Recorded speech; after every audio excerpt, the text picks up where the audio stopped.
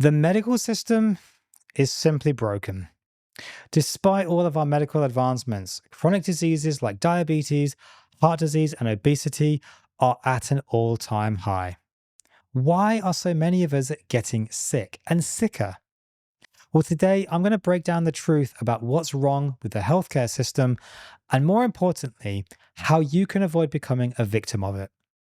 I'll reveal why we've become obsessed with pills, why doctors are trapped in a broken system, but most importantly, how you can take control of your health today. We need to have a serious conversation about the state of healthcare. The medical system was originally designed really to treat emergencies like things like heart attacks, trauma, infections. And in those areas, modern medicine is absolutely excellent. But when it comes to chronic diseases like type 2 diabetes, high blood pressure, obesity, heart disease, the system sadly is failing horribly. Over 70% of the population in the United States, for example, is either overweight or obese. And rates of conditions like diabetes are ever increasing year after year after year. These are also entirely preventable diseases. Yet the medical system, is more focused on managing symptoms than addressing the root causes. And that's where things have gone wrong. I'm Dr. Suresh Kawadkar, a specialist GP and board-certified lifestyle physician with over 20 years of experience. And today, I'm going to break down why our healthcare system just isn't set up to keep you healthy. But what can you do to fix the problems? Let's start with a shocking fact. Most people who are taking medication for chronic diseases probably don't actually need them. In the US, over 70% of adults are taking at least one prescription drug. And it's not just the US. This is a growing global trend. Instead of addressing the root causes of chronic diseases like poor diet, lack of exercise, and high stress, doctors unfortunately are handing out pills like candy. And the worst part is, though, most of these medications aren't actually really fixing anything. They're just merely managing symptoms. They're not solving the underlying problems. Look at type 2 diabetes, for example. It's a lifestyle disease caused by poor diet and inactivity. But instead of tackling the core issues, patients are often just given medications like metformin or insulin to manage their blood sugar. But what if I told you that most people with type 2 diabetes could reverse their condition entirely, basically curing it through proper diet and lifestyle changes? Sounds incredible, doesn't it? But it's true. This isn't just theory, it's been proven in countless studies.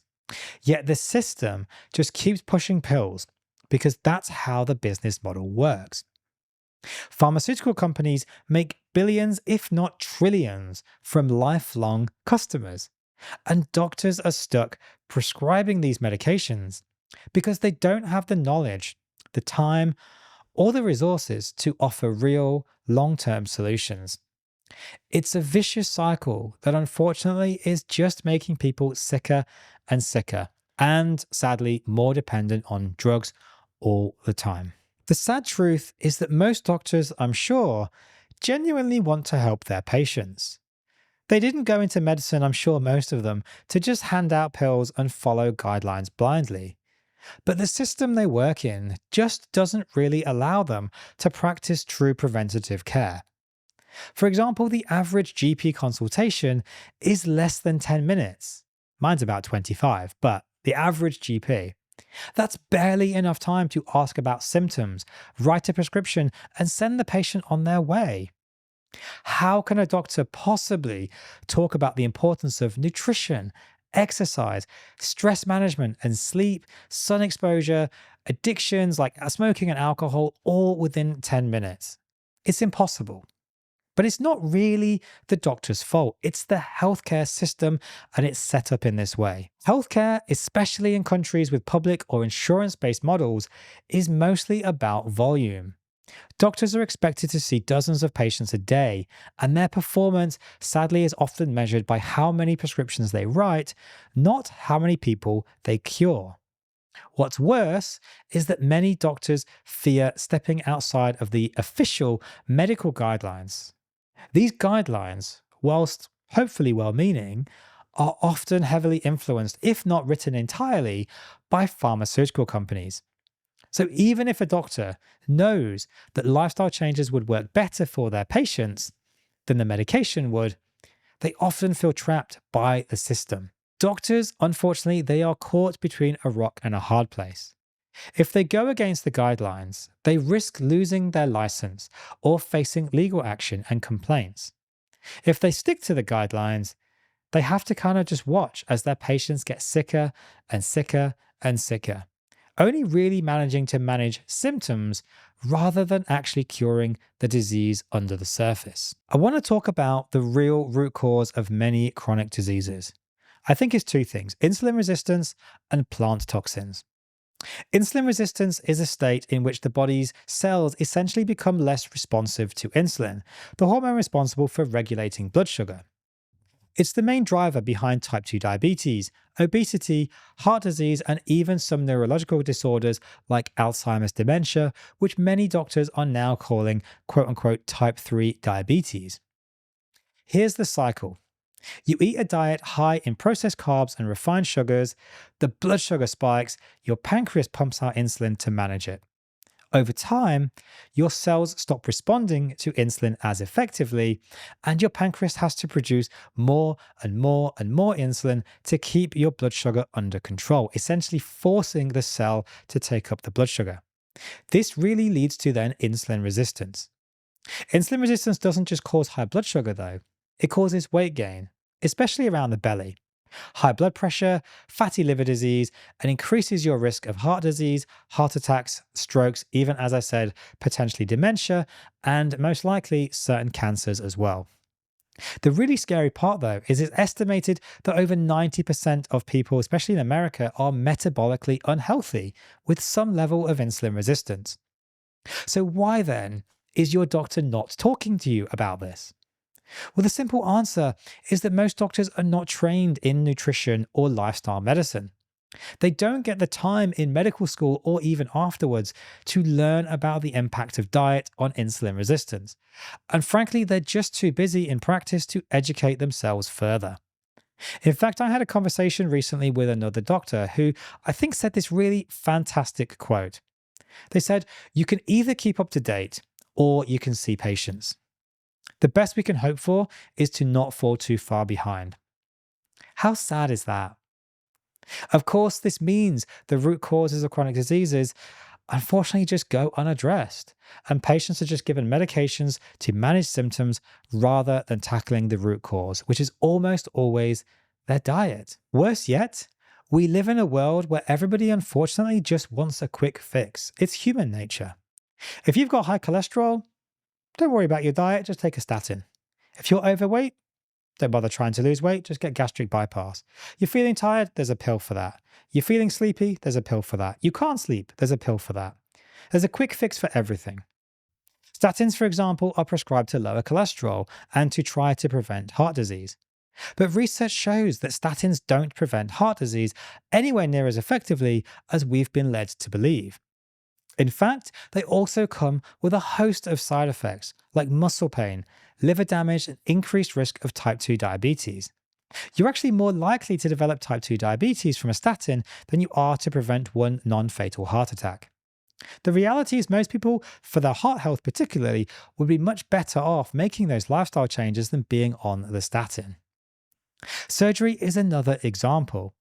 Gastric bypass is often sold as a quote-unquote cure for obesity. But unless patients change their diet, address their underlying problems, particularly with things like insulin resistance, sadly they often regain the weight after surgery. That's because the underlying problem hasn't actually been fixed. You can't out-surgery or out-medicate a bad diet. The truth is, quick fixes like these are promoted by the medical system, but they often give temporary results, and they don't really address the root causes of chronic disease. And sadly, in many cases, they may cause more harm than good. Following on from this, another reason that we have poor health today and the medical system is encouraging this, sadly, not necessarily through their own fault though, is this illusion of a quote-unquote safety net. The modern medical system has set up this idea that no matter how sick you get, no matter how unwell you get, there's always going to be a fix. There's always going to be a surgery or a medical procedure or a tablet to fix your problem. If you have high blood pressure, you take a pill. Cholesterol, you take a pill. Blocked arteries, don't worry, we'll put a stent in. If you can't breathe, we'll give you oxygen, a lung surgery. This quote unquote safety net gives people a false sense of security, and it convinces them that they don't need to change their lifestyle or diet because when things go wrong, the system will save them. And sadly, this is also promoted by doctors. But the harsh reality is that's just not true. It's not foolproof. Medications come with side effects. Surgeries don't always go to plan, and even if they do, they often don't fix the underlying problem. They're just dealing with the symptoms or delaying the consequences. That is why so many people fear diseases like dementia. With heart disease, there's bypass surgery. With diabetes, there's insulin. But with dementia, there's no fix. There's no surgery. There's no pills that actually really make that much of a difference. Once cognitive decline sets in, it's nearly impossible to stop with conventional medicine, let alone reverse it. And yet, despite this looming threat, most people sadly do nothing about it. They keep eating poorly, sleeping badly, ignoring stress, and not realizing that the same lifestyle choices that could cause heart disease and diabetes are also putting them at risk for dementia. Worse still, doctors are also not telling patients these things. I had a patient recently referred to or came to me because they were concerned about their memory, and their regular GP basically just told them, there's nothing you can do. Well, that was absolute rubbish. There's so much that we could do. Now, I put the patient on a ketogenic diet. We did lots of tests. We found they had carotid plaques reducing the blood flow to their brain. Most likely, they also are starting to develop vascular dementia because what's going on in the neck is probably what's happening everywhere else. The patient can make a difference through those lifestyle changes, but their doctor had just told them, sorry, there's nothing you can do. The key thing here is to recognize that this so-called safety net doesn't protect you from everything. And even when it does, it actually comes at a huge cost to your quality of life. Taking care of your health now, especially your brain health, really is the best way to avoid falling through that safety net later on. Another major flaw, sadly, in the medical system is the so-called siloing. The way that healthcare separates your body into different parts and treats each issue in isolation. You've got a cardiologist for your heart, a neurologist for your brain, an endocrinologist for your hormones, and a gastroenterologist for your gut. Each specialist focuses on their particular area, but nobody's looking at you as a whole person. This approach, unfortunately, can be a disaster for patients. While specialists can be great for treating specific conditions, the problem is that our bodies don't work like that. They are not isolated systems. Everything is interconnected. For example, inflammation in your gut can lead to increased risk of autoimmune diseases.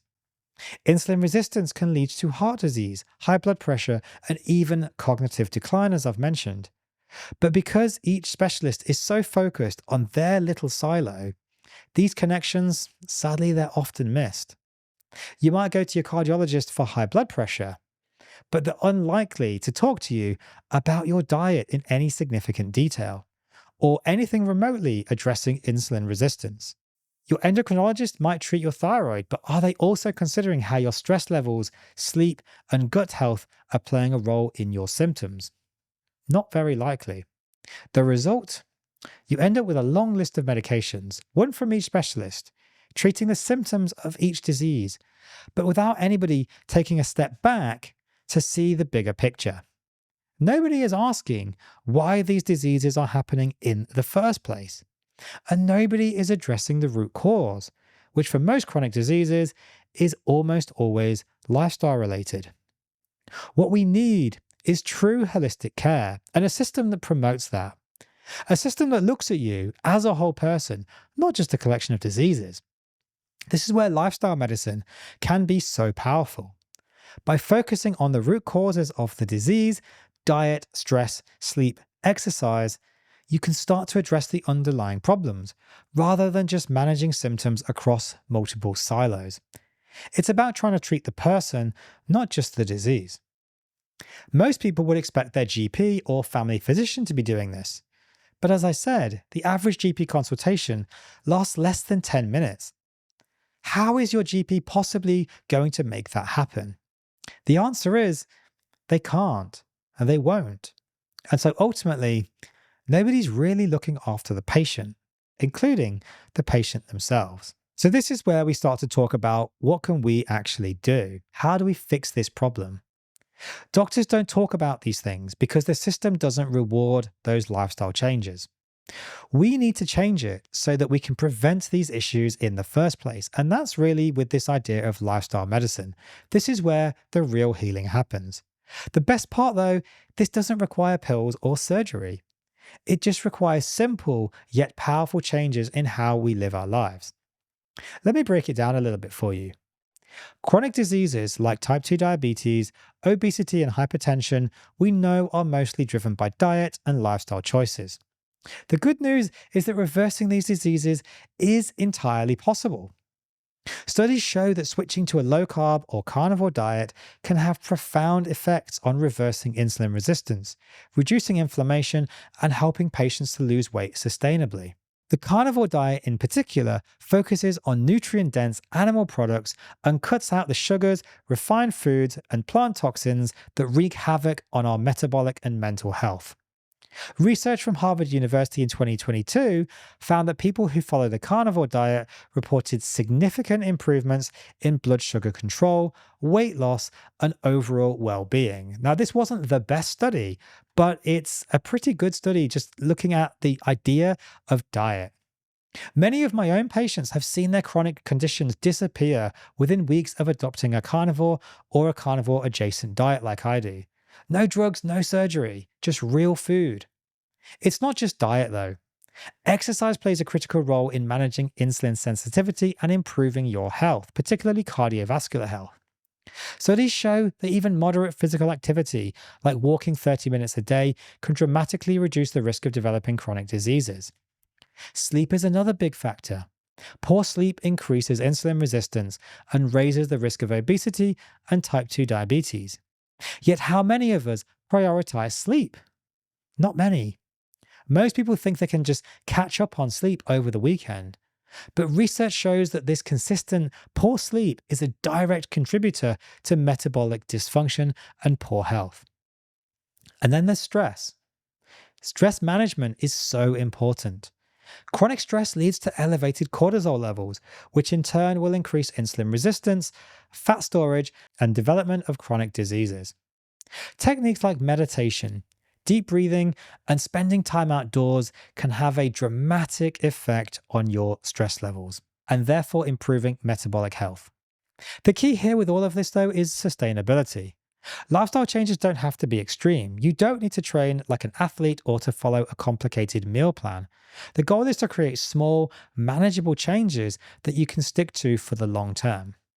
Start by cutting out processed foods, eating more whole, nutrient-dense foods like animal products, moving your body daily, getting enough sleep, and finding ways to manage stress. These changes can reverse and certainly help to prevent chronic disease and to keep you out of the doctor's office. After all, it's unlikely that the doctor is going to give you these suggestions. They just simply don't have the time, the resources, or the knowledge. So we need to start doing these things ourselves. And this is how we fix the medical system. This all really brings me down to prevention. We need to stop waiting for a diagnosis before we make changes.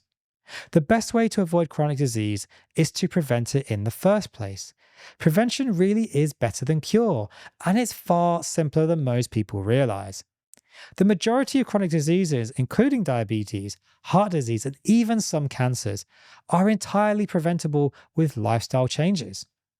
A healthy diet, regular exercise, stress management, quality of sleep, we've spoke about all these things already.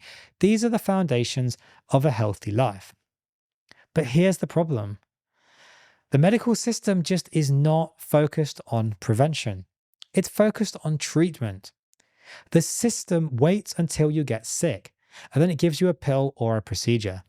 It doesn't encourage you to take control of your health before you're in trouble. This is where you come in. For example, here in Australia, Medicare specifically does not pay for screening. It does not pay for prevention.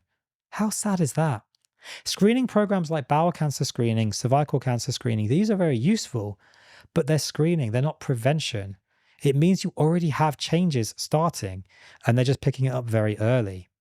We need to be better at prevention, and doctors need to be better at talking to their patients about prevention. Until your doctor starts doing that, though, prevention is in your hands. But the tools are simple: eat better, move more, sleep well, and manage your stress. These things aren't glamorous, but they do work, and they work far better than any pill or surgery ever could. Following on from this, though, I want to talk a little bit about motivation, specifically extrinsic versus intrinsic motivation. How do we motivate ourselves to make these changes? Most people are motivated to make changes in their health by external factors. They want to lose weight to look better. They want to eat better because their doctor tells them to. They're at risk of diabetes, for example. Maybe they get scared into exercising after someone they know has a heart attack. These are all reasonable things, but they're all extrinsic motivators driven by external rewards or fear of negative outcomes. But here's the thing about extrinsic motivation: it doesn't last. As soon as the external pressure is gone, most people go back to their old habits. This is why we see so many people who lose weight, get off their medications, or lower their blood pressure, only to fall back into the same unhealthy routines within months, undoing all the great work they did. The motivation fades once the immediate danger passes, or the reward is no longer enticing. On the other hand, intrinsic motivation, that is doing something that aligns with your own personal values and goals, is far more powerful. People who are intrinsically motivated to be healthy don't do it because their doctor told them to do it, or because they're scared of a disease. They do it because they genuinely want to feel better, live longer, have more energy, or be present for their families. These are my personal motivations. They do it because they understand that their body and mind are their most valuable assets, and taking care of them is a long-term investment in their health. If you want to make lasting changes to your health, you need to find your why. Why do you want to be healthy? Is it to be there for your kids as they grow up? To live a long, active life free from pain and disease? Or is it simply to please somebody else? Once you tap into that intrinsic motivation, making the right choices becomes so much easier and far more sustainable. The problem with the medical system, though, there is no time, there is no encouragement to actually discuss these kinds of issues with our patients. In fact, most of the time we are actively discouraged. So I think we can all agree the medical system is just broken, but you don't have to be the victim of it. You have the power to take control of your health through diet, exercise, sleep, and stress management. Don't wait for the system to save you. Sadly, it's just not really designed to. But you can save yourself by making simple, sustainable changes to your lifestyle. If you're ready to take control of your health, head over to themeatmedic.com, where you can find more resources, join the community, and start your journey towards better health.